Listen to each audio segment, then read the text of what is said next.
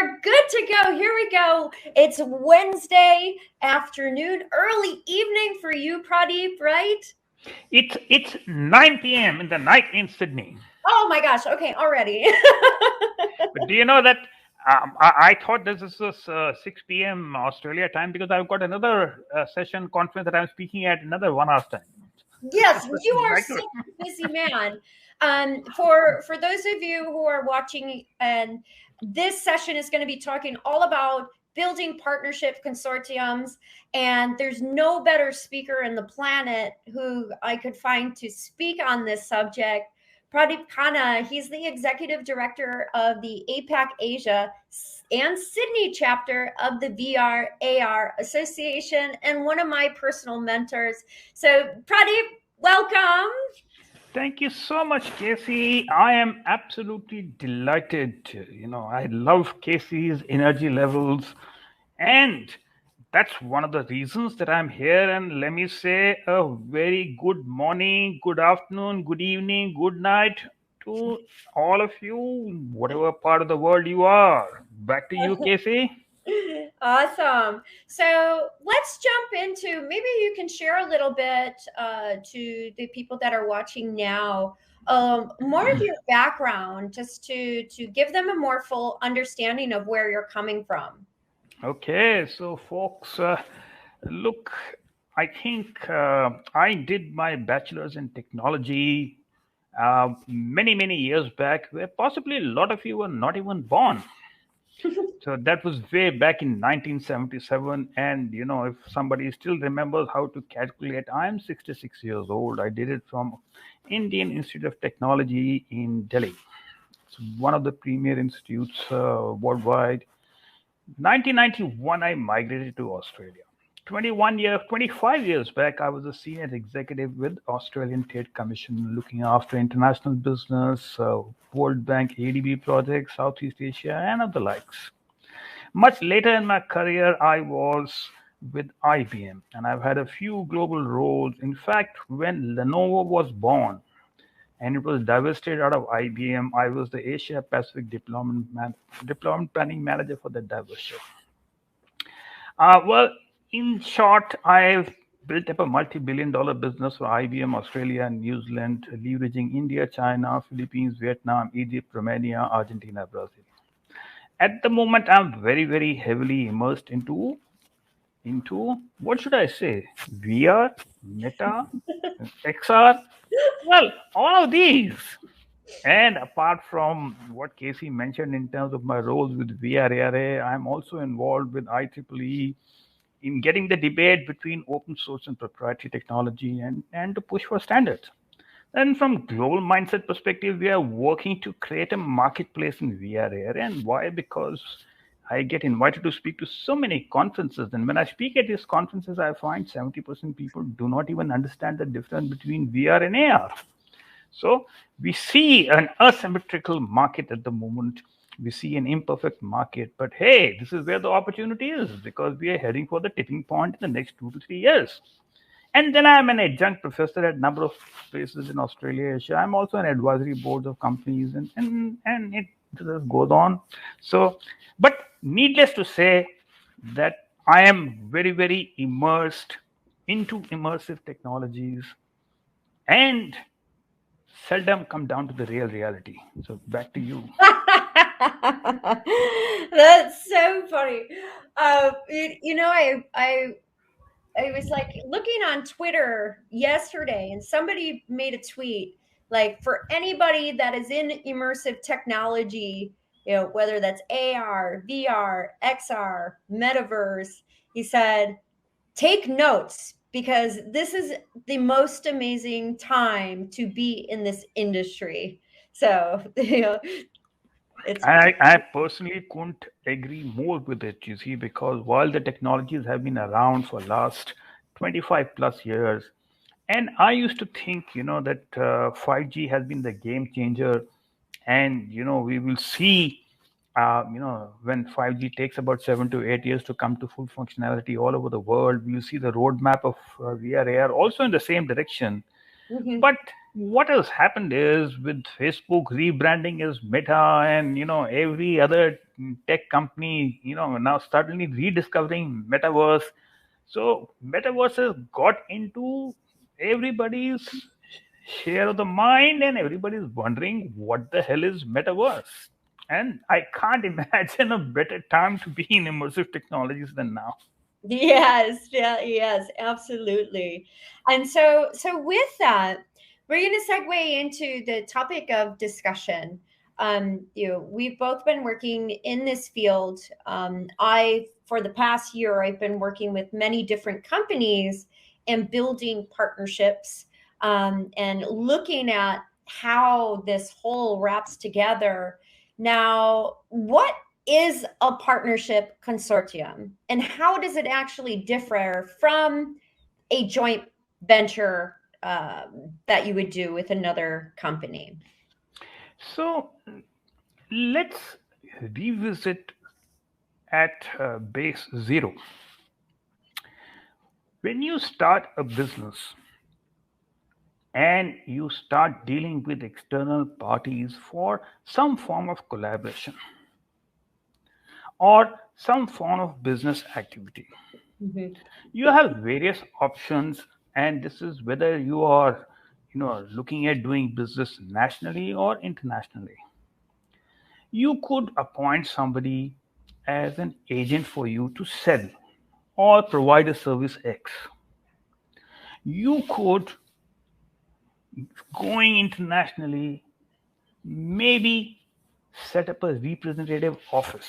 Mm-hmm. Going internationally or even domestically, you could set up a joint venture. And what that means is that you are collaborating with somebody and both potentially have equity partnership. Or yet another model could be that you are opening a full-fledged company in another country X.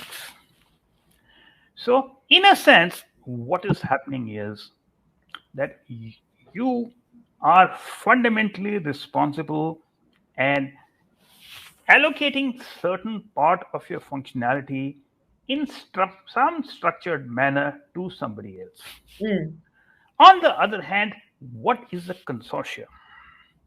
Consortia is where a couple of entities get together to achieve certain objectives. Now, why would you want to enter into a consortia in the first place? See, for one reason is that if you are a small entity, then if you need scale, then either you grow organically or you go down a route of collaborating with a couple of people to form a consortium.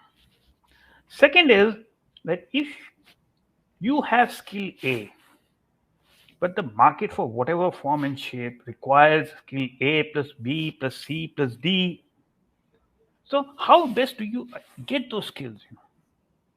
So one of the ways to do it is to have a consortia, and consortia means essentially some kind of an agreement with a group of people who are providing you those complementary skills so that you're able to meet the needs of the marketplace. Third, reason is that for managing risk, if you are taking on some activity, you are carrying the risk and the reward all by yourself. Mm. But when you form a consortia, you mitigate the risk to a certain extent. But yes, the downside also is that you mitigate the rewards also. So depending on your priorities, you would go down that particular path. Another one is that you see, in taking any business activity, it can be fairly expensive at times. Mm-hmm. So how do you find a way in which you can share cost with everybody? Yes, in the process, also sharing the rewards. So that could also be one of the drivers for forming a consortium. Now to come back to your basic question that how are the two frameworks different? So let's go back to what I said earlier. In the first case, you are the sole entity and you are kind of offloading part of the responsibility for a certain return in some structured manner. Whereas in the other case, you are actually partnering with a group of people or entities for joint sharing of risk reward towards a certain objective. So that essentially is the difference. Got it. Okay, fantastic. Now, one of the questions that I have is the concerning the IP um, and the ownership for solutions that are born out of a consortium. What are some of the different considerations to really think about when in regards to the IP ownership? So you see your question, and if I were to take the context of XR, Yeah. has actually three different elements. One is in terms of intellectual property rights. Second is in regard to consortia, and the third is XR. Mm. And if you blend all of these three elements together, you get some very, very interesting perspectives. When you look at IPR, then IPR comes down, looking into patents, into trademarks, and looking at, you see, now the question is that what part of IPR are we talking about? That's number one. Number two is that when you talk about consortia, then what happens is that the members of the consortia, some of them could already be having some IPR before entering into the consortia. Now, the stage two is that in the consortia, some IPR is generated.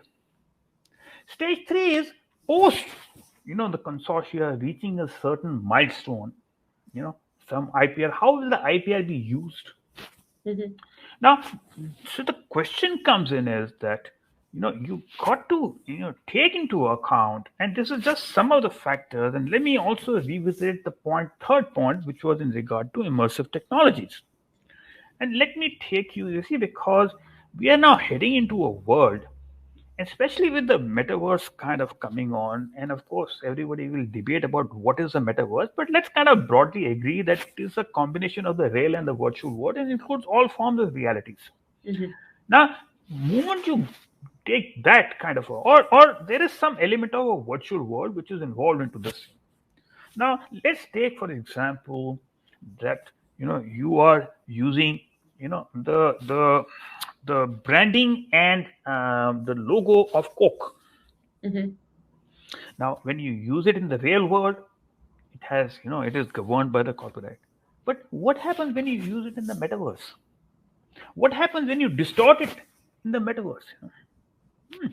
So, when you blend it, look at the entire range of possibilities, it is a fabulous situation. Needless to say that you need to have an agreement in place. And the agreement also, and this gets linked also with a certain amount of what is going to be the governance framework, and what Yeah. that governance framework really, and what we are talking about is that we kind of, when we get together as a in a partnership or in a consortium model, then the first thing is that you've got to identify that what is the value proposition for each of the members, what Mm. is the common objective that we are kind of looking at, and what kind of a structure it will be. And also remember that when we talk about IPR is a local country subject, which means that IPR laws in Australia are going to be different from IPR laws in Singapore, are going to be different from IPR laws in US. Mm-hmm. So that kind of, unless upfront we are kind of looking at that, first of all, before agreement signing, what is the status of IPR of each of the individuals? And if some of their IPR is going to be used, are we licensing the consortia to use it? Number two is that you see what is going to be the governing framework in that situation. And also to move looking at into the IPR situation is that look, what geography are we going to be registering this? Mm. Which geography are we going to be using it? Mm-hmm. Of course, there is no harm in registering all over the world or wherever it is, but everything costs money, And end of the day, you've got to look at the trade-off between, and each country may have slightly different requirements, so which means that are you going to be keep tailoring the application or the product for every country, kind of a thing.